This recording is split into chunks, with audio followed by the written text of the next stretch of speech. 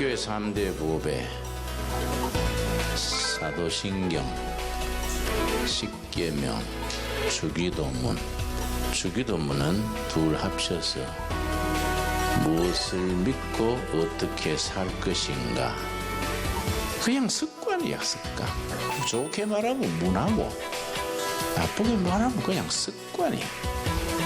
이 참 진정한 기도가 그렇게 가슴에서 소박하게 나온다는 것이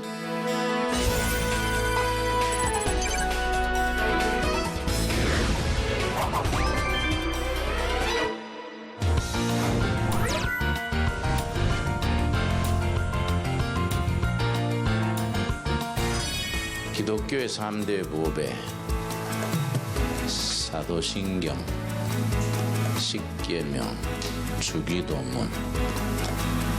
기독교의 3대 보배라 합니다.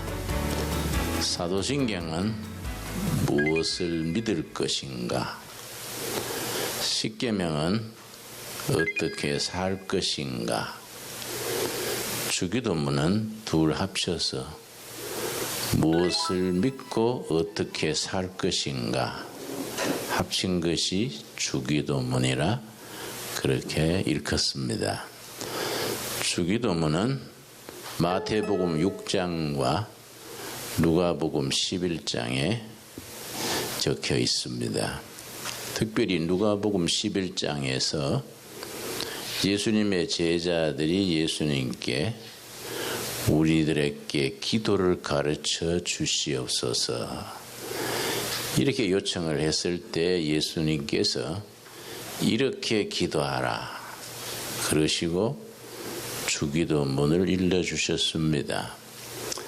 그래서 누가복음 11장을 기도장이라 그러고 또 기도학교라고도 부릅니다.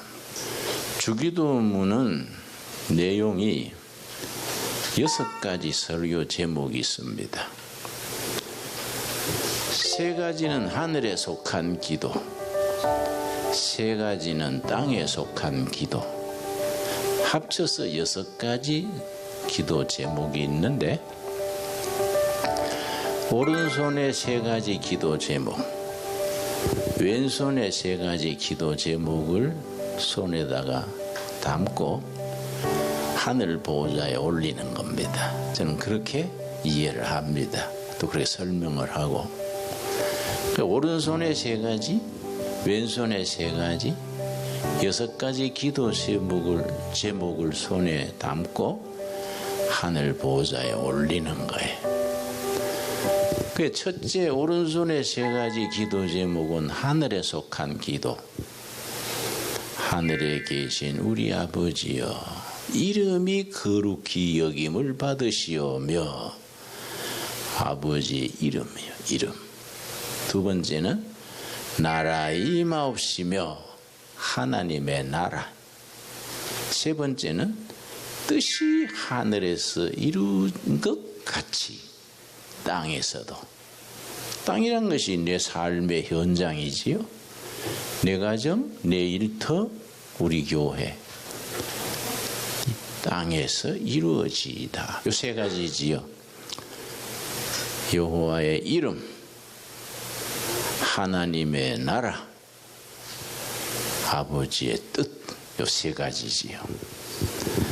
땅에 속한 기도 3가지는 일용할 양식을 주옵시고, 그 일용할 양식을 구하는데 거기에 붙은 우리들에게, 오늘날 우리들에게, 교인들이 잘못하면 나에게, 우리 가정에, 우리 교인들에게 좁혀서 기도드리기 쉽지요. 예수님의 기도는 분명히 우리 공동체, 넓은 의미로 우리들에게 일용할 양식을 주옵시고, 우리가 죄 지은 자를 용서한 것 같이 우리 죄를 용서해 주옵시고. 죄의 용서.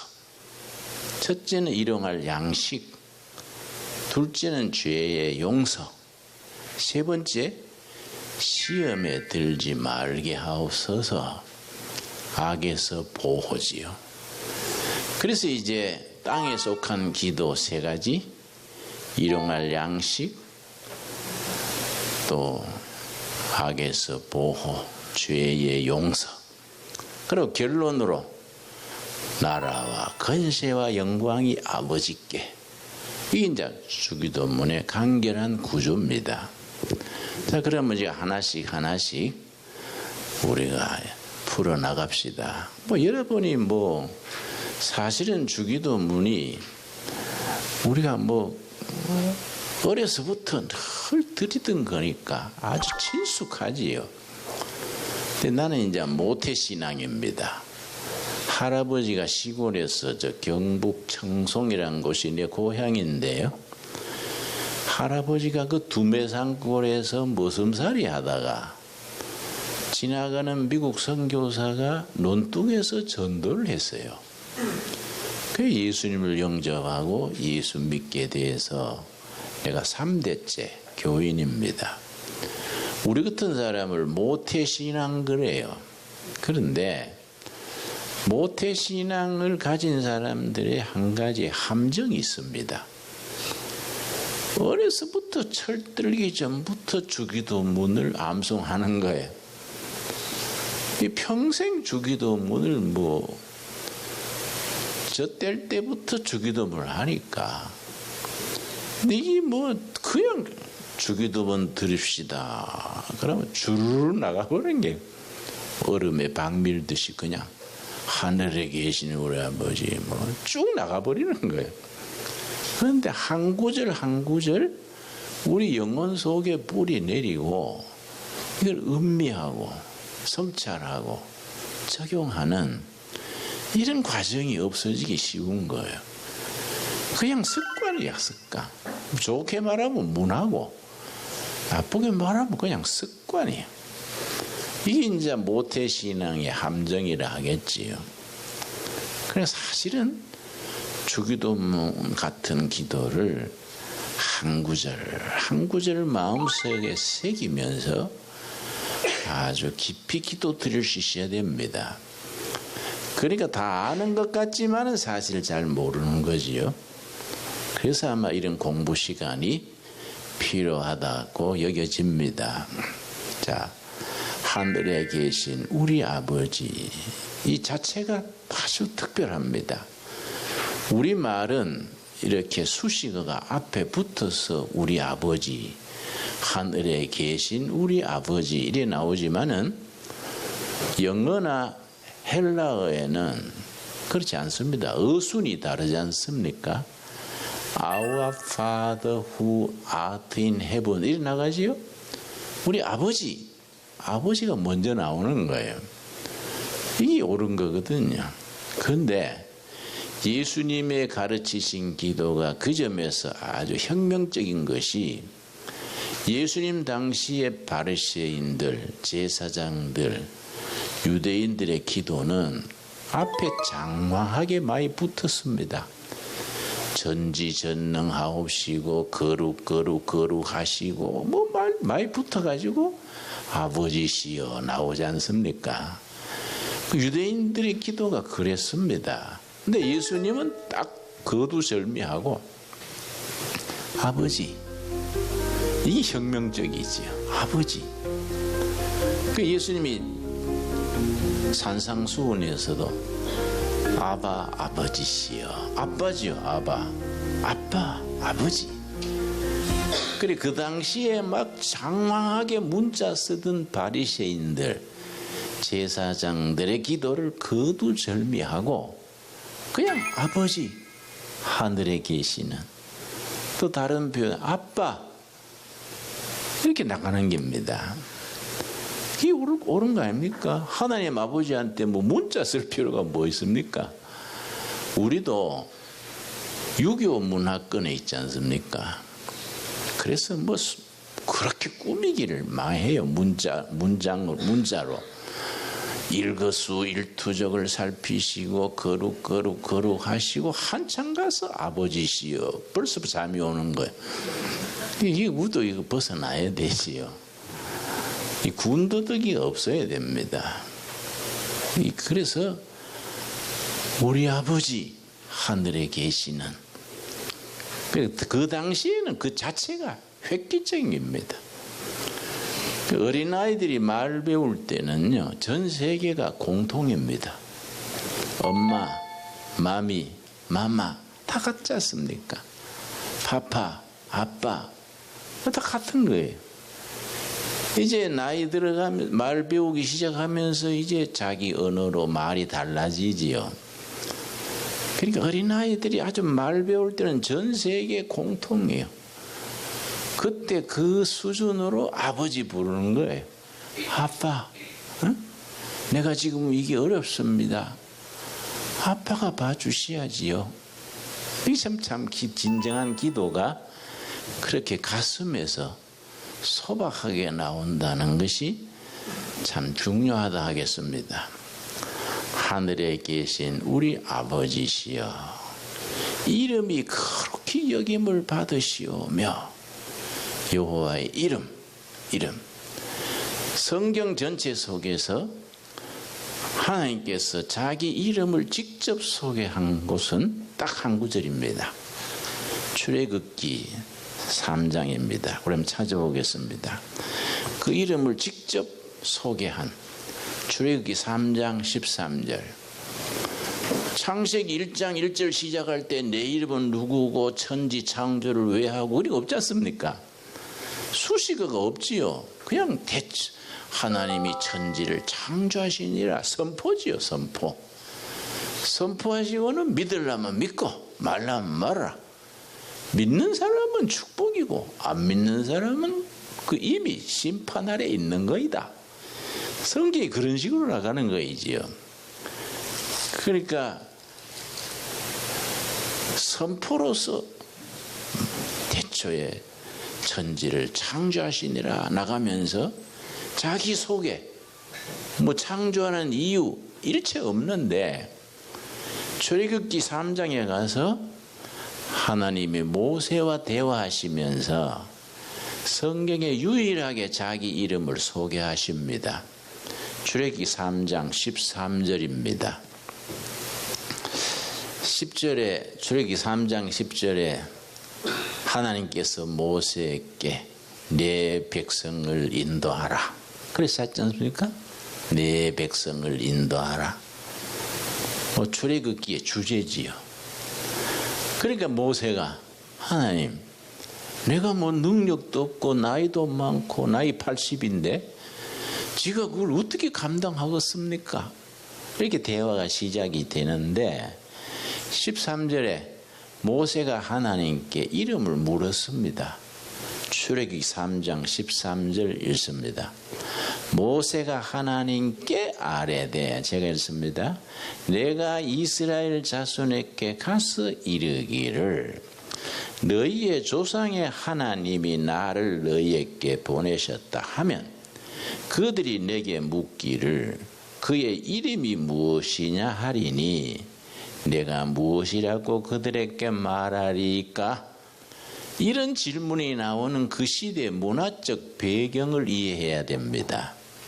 하나님, 나를 동족에게 보내시면은 내가 동족들이 가서 당신을 보낸 하나님 신이 이름이 뭐이냐? 그럼 뭐라고 대답할까요? 그 시대에 이런 질문이 나올 수밖에 없습니다. 왜냐? 그 시대는 다실론의 시대라. 이 부족 저 부족 신이 다른 거예요. 그 신이 많은 다실론 시대지요. 우리가 신간에 대해서 새삼 말할 거 없습니다만은 무신론, 유신론이 있고 유신론 안에도 세 가지가 있습니다. 세 가지. 그냥 신이 있다 해서 한 가지가 아니고 고대 사회에서 가장 흔했던 것이 다신론. 히랍 신화가 다 다신론 아닙니까? 아폴로, 바카스, 디오게네스 이런 다 신이 많잖아요. 그 다신론이 제일 그 시대의 일반적인 형태입니다. 둘째는 범신론, 팬티즘, 그래서 힌두교, 불교가 대표적인 범신론입니다. 근데 우리 성경의 하나님은 일신론, 한 하나님이지. 한 하나님. 천지를 지으시고 우주를 이끄시는 하나님을 강조할 때는 천주, 하느님을 강조하고, 유일신 하나님을 쓸 때는 하나님으로. 그래서 가톨릭에서는 하느님을 선호하지요. 개신교는 하나님, 유일신을 선호하고, 그걸 가지고 뭐 지나치게 천주 하느님 가는 거는 뭐 안 맞다, 뭐 기염을 토하는 분들이 있는데, 나는 그런 거는 좀 과잉 반응이라고 생각합니다. 창조주를 강조할 때는 하느님이고, 개신교에서 유일하신 하나님을 강조할 때는 하나님이지, 그 뭐 강조점이 다른 걸 가지고 그렇게 시비거리는 아니지 않냐, 나는 그렇게 생각합니다. 자, 그런데 그 고타신론의 시대라. 내 동족한테 가서 하나님이 나를 보냈다 그러면, 니를 보낸 하나님 이름이 누구냐? 조로아스터냐, 뭐 바알이냐, 아세라냐, 그 신이 많지 않습니까? 누구라 할까요? 그때 하나님께서 자기 이름을 소개하는 겁니다. 14절입니다. 14절. 출애굽기 3장 14절. 하나님이 모세에게 이르시되 나는 스스로 있는 자이니라. 또 이르시되 너는 이스라엘 자손에게 이같이 이르기를 스스로 있는 자가 나를 너희에게 보내셨다 하라. 그 다음에 15절. 하나님이 또 모세에게 이르시되 너는 이스라엘 자손에게 이같이 이르기를 너희 조상의 하나님 여호와. 처음 나오지요? 여호와, 야훼 혹은 여호와. 하나님께서 직접 자기 이름을 소개하는 겁니다. 여호와. 조상의 하나님 여호와, 곧 뭐라 그랬습니까? 아브라함의 하나님, 이삭의 하나님, 야곱의 하나님께서 나를 너희에게 보내셨다 하라. 이는 나의 영원한 이름이요 대대로 기억할 나의 칭호니라. 내 이름은 영원한 이름 여호와다, 야훼다. 여호와란 이름이 나오면 나다. 아브라함의 하나님, 이삭의 하나님, 야곱의 하나님, 그리고 나의 하나님, 우리들의 하나님 여호와다. 그런데 14절이 참 깊이가 있습니다. 14절. 하나님이 모세에게 이르시되 나는 스스로 있는 자니라. 영어 성경에는 I am who I am. 뭐 너희들이 있다 해서 뭘 없다 해서 없어지고 그런 신이 아니다. 나는 스스로 초월자로, 절대자로 스스로 있는 자다. I am who I am. 이런데 요즘 새로 나오는 번역이 아니라 영문판 번역에는 요 말 뒤에 꼭 줄을 달아 놓습니다. 다른 해석이 한 가지 더 있다. 왜냐? 그 이유를 참 우리가 이해해야 됩니다. I am who I am. 나는 스스로 있는 자니라. 현재로서 해석을 하고, 다른 주로 한 가지 무슨 토를 달았느냐 하면은 미래로 해석을 해서 I will be who I will be. 이렇게도 해석할 수 있다. 두 가지가 한꺼번에 나옵니다. 왜 그런 해석이 두 가지가 나오느냐 하면은 히브리어에는 미래를 나타내는 조동사가 없습니다. 영어로는 will, shall 나오지 않습니까? 히브리어는 미래 조동사가 없어요. 그러니까 나는 간다. 그럼 지금 간다도 간다고, 열흘 뒤에 간다도 간답니다. 앞뒤를 봐가지고 판단하는 거예요.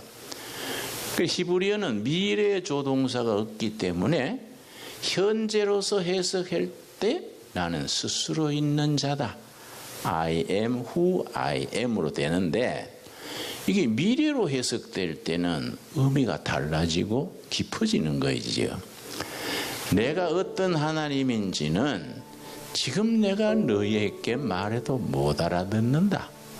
내가 어떤 하나님인지는 앞으로 너희들의 역사 속에서, 사건과 사건 속에서 어떤 하나님인지 알려지게 될 것이다. 이런 뜻이 되는 거지요. 나는 그 뜻을 참 좋아해요. I will be who I will be. 내가 어떤 하나님인지 내가 어떻게 설명을 해서 네가 알아듣겠냐. 앞으로 다가오는 출애굽의 역사, 그 광야의 역사, 가나안 땅 역사 속에서 내가 어떤 여호와인지 사건과 사건 속에서, 역사의 현장 속에서 알려지게 될 것이다.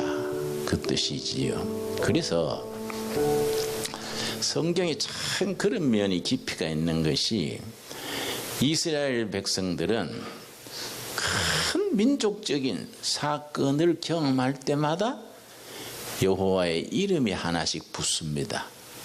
창세기 22장에 100세에 얻은 아들 이삭을 바쳐라 했지요. 아브라함이 이삭을 모리아 산에 가서 바치려고 칼을 갖다 댔을 때에 하나님께서 손대지 말아라, 네 믿음이 그만하면 됐다. 그러고는 옆에 준비된 수풀에 뿌리 걸린 숫양이 있었지 않습니까? 그 숫양을 아들을 대신하여 번제를 드렸더라. 그래서 우리가 복음적으로 신약적으로 해석하기를, 수풀에 뿌리에 걸린 숫양은 십자가에 달리신 예수님이다. 그렇게 해석하는 거 아닙니까? 그 다음이 중요합니다. 그 다음 구절에. 그래서 그들이 여호와 이레, 하나님께서 준비하신다. 아브라함이 이삭을 바치라 하고서는 하나님이 모리아 산에 제물을 미리 준비해 놓은 겁니다. 그게 여호와 이레 신앙이지요. 하나님이 미리 준비하셨다. 여러분의 삶에서 필요한 것들을 여러분을 사랑하시는 하나님께서 미리 준비하고 계신 줄 믿습니다. 저는 그 신앙에 아주 확고합니다. 그리고 출애굽기 15장 보면은 이스라엘 백성들이 광야 가는 동안에 병원이 있습니까? 약국이 있습니까? 아무것도 없죠. 의료 시설이 없지 않습니까? 근데 출애굽기 15장 26절에 뭐라 그랬습니까? 내가 너희들을 치료하시는 하나님이다. 그 여호와 라파, 힐링가시, 힐링가. 그러고 17장, 출애굽기 17장에 아멜렉 족속하고 전쟁 붙었지요. 질 수밖에 없는 전쟁인데 모세가 백성들, 모세는 저 언덕 위에서 손 들고 있고, 노인이 손이 힘이 없으니까 내려오니까 누가 바쳤습니까? 아론과 홀이 바쳤지요. 그래서 그 질 수밖에 없는 전쟁인데 이겼습니다. 왼종일 전투해서 전쟁에 승리하고 난 뒤에 그들의 신앙 고백에 여호와의 이름을 부르는 거지요. 여호와 니시. 기억하시죠? 출애굽기 17장이에요. 니시는 깃발이거든요. 하나님이 승리의 깃발이다. 그 여호와 이름이 그 사건 지나면서 계속 붙는 겁니다. 여호와 삼마, 여호와 살롬. 이 참 이런 점에서 나는 스스로 있는 자리라. 이걸 미래형으로 해석할 때는 그렇게 해석이 다양해지는 겁니다. 여호와의 이름을 부른다는 것이 축복이지요. 나는 우리 교인들한테 그럽니다. 바쁘고 하지만은 하루 한 번씩이라도 교회 들려가지고 뭐 다른 기도 못해도 이름 한 번씩 불러라. 하나님 내 이름 부르고 갑니다. 이름을 부른다는 것이 하나님이 기뻐하신다 이거지요. 그래서 시편 23편 우리 한번 찾아보겠습니다. 시편 23편 위대한 시 아닙니까? 시편 23편에 다윗의 시가 있습니다. 여호와는 나의 목자시니 내게 부족함이 없으리로다. 3절이 내 영혼을 소생시키시고 자기 이름을 위하여 의의 길로 인도하시는도다. 우리가 여호와의 이름을 열심히 부르면 우리가 하는 짓은 시원찮고 우리 사는 게 그렇지 않습니까? 이름이 성도지 별로 거룩하지 못하지 않습니까? 내부터.